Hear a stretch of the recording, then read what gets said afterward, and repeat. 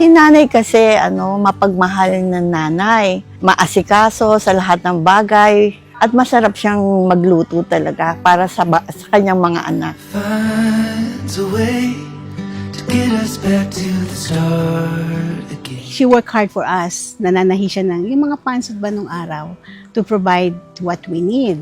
Binibigay niya sa amin lahat yung makakaya niya ba to make us happy.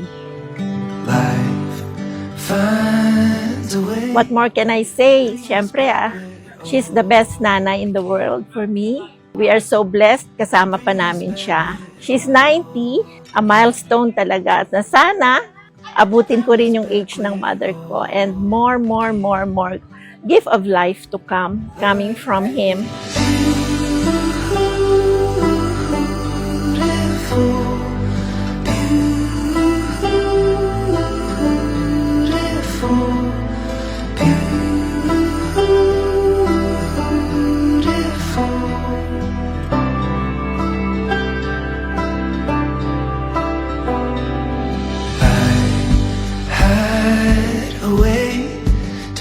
She did all the sacrifices for us. Kahit na may sakit siya, hindi niya sasabihin she doesn't feel good. She's a great mother.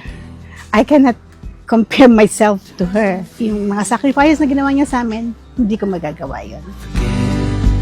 All the noise, we can just let it fade. Happy birthday, Nanay! We love you! We can just let it fade away. We can just let it fade. Hindi ako makapagsalita dahil sa 90 years na nandito ka sa mundong ibabaw na ito, lahat ng pagmamahal, yung unconditional love na ibinigay mo para sa amin. Kinakailangan talaga na mahalin nyo ng mabuti ang inyong nanay kasi lahat ng sacrifices inilaan niya sa mga anak na naandyan sa kanya.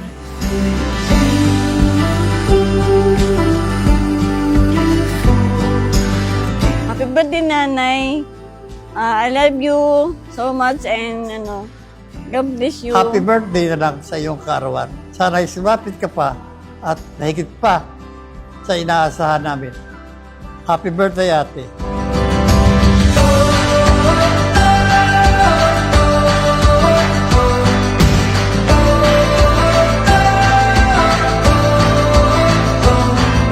Nanay kong mahal, happy birthday to you and more years to come, good health at sana makapiling ka pa namin ng matagal.